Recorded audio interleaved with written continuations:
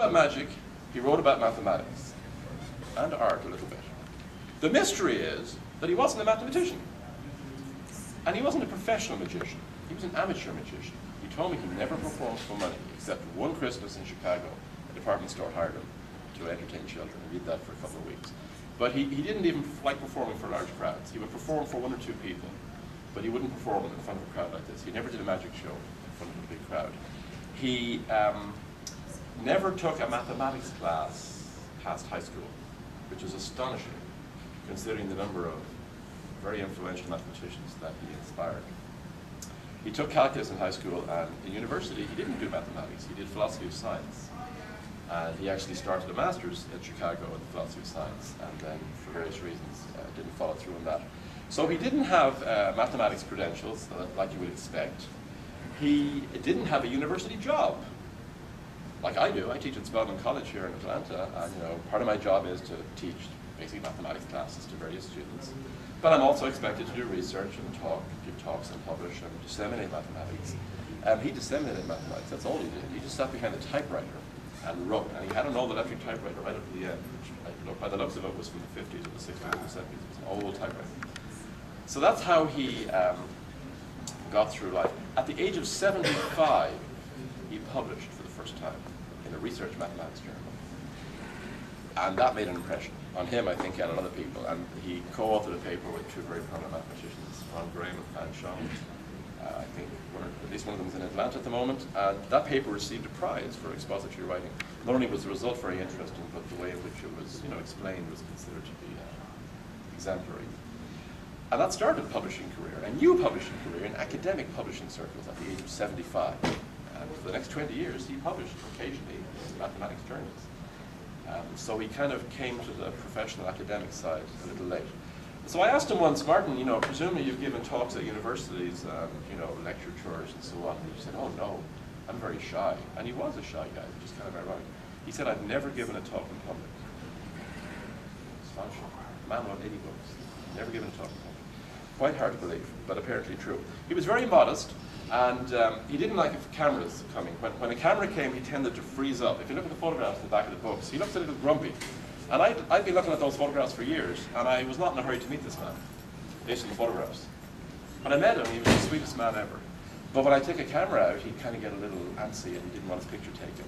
And I managed to get one or two pictures of him that did come out kind of nice. And when he passed away 2 years ago, the New York Times and Time magazine used a photograph I took, which was taken maybe 5 years earlier, that did come out quite well. But he tended to freeze up. He was very modest for a man who accomplished so much. A few days ago here in Georgia, we had a very exciting visitor. I didn't get to see him because it sold out way ahead of time. I think it was Tuesday. Can't remember this week or last week, but Richard Dawkins was here. The last phone conversation I had with Martin, I used to phone him from airports. I'd be traveling and busy and teaching, and at an airport, you book your flight and you've got an hour before you board the plane. So I'm going through my phone, and I would always say, I'll call Martin. I would phone him from airports, and I phoned him from Boston Airport. And I said, how are you doing, Martin? He says, great. When are you coming out to see me again? I said, I don't know if I can afford it. And he said, I'd love to see you. And I said, do you have any interesting visitors lately? And he said, no. He said, well, I had one. He said, I had a very extraordinary visitor. I said, who came to see you? He said, Richard Dawkins came to see me. And I said, well, that makes sense. And he says, no. He said, I'm quite baffled. Why would somebody as famous as Richard Dawkins come to see me? I said, Martin, you're famous. But he didn't buy into it at all. He couldn't see any connection, and I was baffled because Richard Dawkins and him had a lot of things in common, a lot of interest in common, writing about theology and philosophy and religion. Martin's written several books on that topic. So I finally said to him, well, what did you talk about? And he said, well, that's the sad part. He said, we talked about baseball and this and that, and children and grandchildren, and we kind of forgot to talk about what we were supposed to talk about. And then he said, Dawkins got up at the end and said, I've got to go. And Martin said, please stay 20 more minutes. We should talk about what people expect us to talk about. Now, I haven't heard what they really talked about, and I know Richard Dawkins has given a talk where he has talked about what he talked about with Martin in those 20 minutes. It would be fascinating. When you'd visit him, the phone would ring every so often, and he would lie on the bed and chat away, and he'd put the phone down and he'd say, that was, David Copperfield. Wow, David Copperfield? I mean, these famous people, he was like an uncle figure to so many people, and a lot of magicians and mathematicians and puzzle makers from all over the world would phone him. just to check in on him and so on. One time I visited him and he said to me, do you speak Korean? I said, no, I don't, Martin. Why? Well, as a published author who published a lot and his works kept getting republished, publishers would send him courtesy copies. They do a new edition of his book and they'd send him a box of 20. Now, when you're young, I guess that's exciting. You give them to your friends. When you've published as much as him, it's like, not another box of my books. So they had sent him the Korean edition, which had just come out, of the annotated Alice in Wonderland. And it looked just like this. The colors were beautiful, but it was in Korean. And I said, let me get back to you on that. I stepped outside and I phoned 2 friends in Atlanta who speak Korean. They had never heard of Martin Gardner. They had never heard of Alice in Wonderland. So I considered that to be a dead end, and I went back and I said, thank you very much, but I think I won't take it. Of course, I should have taken it, but I didn't.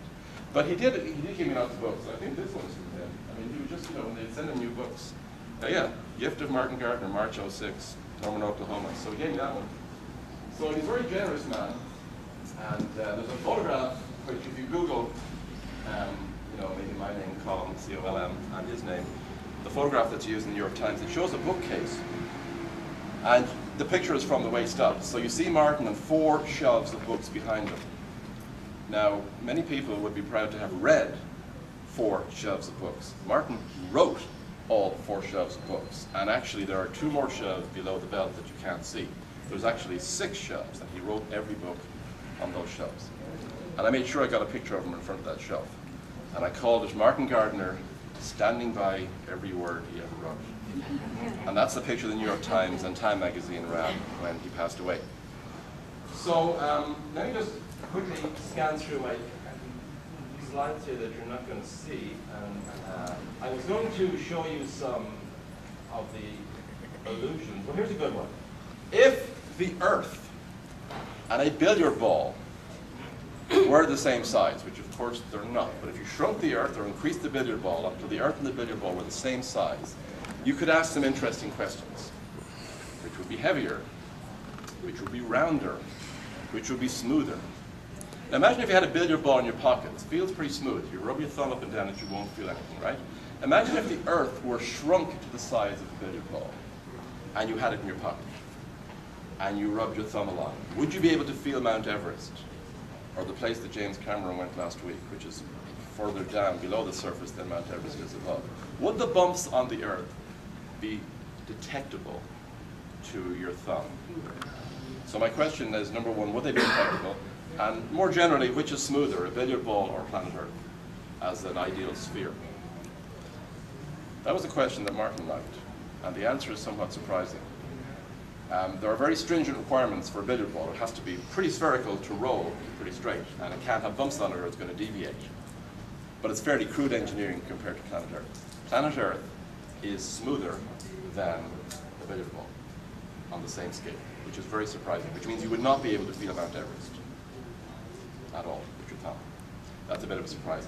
Martin was fascinated with very simple things. One of the things that absolutely thrilled him, he mentioned this to me several times, he said, one of the biggest coincidences in the universe, he said, I've never understood it, is why the sun and the moon are the same size as we perceive them from planet Earth.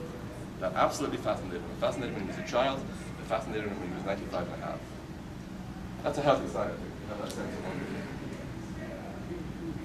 Let me just see if I have another, but I probably should, I do want to mention that every October, which is actually Martin's birthday month, there are events around the world that you can participate in or you can run. If you're in the teaching profession, you might be interested in running them. They're called Celebrations of Mind. And they're to celebrate the kind of creative thinking and problem solving and fun with math and other things that Martin so richly popularized. There's a website called celebrationofmind.org. Just Google the phrase Celebration of Mind, you'll find information on it. We would like people to join in the fun every October. We'd like people to do it every October. You don't have to have any credentials. Anybody can do it. There's resources on the website. Some of these colorful handouts here provide you some puzzles that you can use as jumping off points. It could be a couple of people having a beer talking about things Martin was interested in. It could be a gathering in a library. It could be in a school. It could be in a university. It could be in your house. It could be with origami. There are so many possibilities. You could be doing beautiful art or trying to understand the mathematics of these hyperbolic crochet models. the possibilities are endless. In the last couple of years, they've happened in 60 to 70 different parts of the world. Atlanta obviously being one, but they also happened on all 7 continents of the world. And the only really key place that we're missing is, if anybody here is from the North Pole, we're looking for a North Pole resident to do on the North Pole. We got the South Pole, we can get the North Pole. So, celebrations of Mind are every October, and anybody's welcome to participate. And we are confident, because of the richness of the legacy that Martin has left behind him, that it can continue long after not only he's gone, but long after we're gone. I would hope that 100 years from now, people will be doing celebrations of Mind. Let me finish with a card trick, and I'm going to have one additional handout, which I'll produce after I stop speaking. It's orange, and it explains this trick, and this is a trick I invented in the middle of a class. I was teaching a class at Spelman about 6 years ago, and I was teaching something about a mathematical topic that I was never that impressed with. And it's popular, and I just don't like it, or didn't like it, and I was teaching away, and in the middle of the class I had an idea. I said, wait a minute. I think I can turn this into a magic trick. And I did, and it's, you know, it's one that I think works pretty well, and it's actually useful for teaching. So suddenly this mathematical topic that I didn't like became my favorite. So, here's the trick. I've shuffled the cards. I'm going to take off 1, 2, 3, 4, 5, let's say 6 cards, and I'm going to ask this gentleman here to take 2. I'm going to mix them up. I want you to take 2, and then I'm going to ask you to add up the numbers, okay? So I'll explain that in a second. So tell me when to stop mixing. Okay, so just pick 2 cards. Okay. Now, an ace is worth 1, 2, 3 up to 10 is obvious. A jack is 11, a queen is 12, and a king is 13. So if you had a 5 and a 7, you would say 12. If you had 2 aces, you would say 2. A queen and an ace would add up to 13, and so on. So what do the numbers add up to? 13. Add up to 13, okay, thank you. So please hide one of those cards anywhere you want. This one? Yeah, and then hide the other one. Okay, so they're both hidden, and I'm going to shuffle here. I couldn't possibly know anything about where those cards are. Now, they add up to 13. There are many possibilities. It could be a queen and an ace. It could be a 7 and a 6, a 10 and a 3. It could be 13, you said. It could be 2 6.5s. Or a 14 and a -1. But I have a sneaking feeling that your cards were, I could find them, but I'll just, in the interest of speed, I'll just tell you what they were. The 13, you said, right? Yes, sir. So it was the 5 of diamonds and the 8 of clubs. Exactly. Am I right? Exactly. Good job. Thank you very much for coming.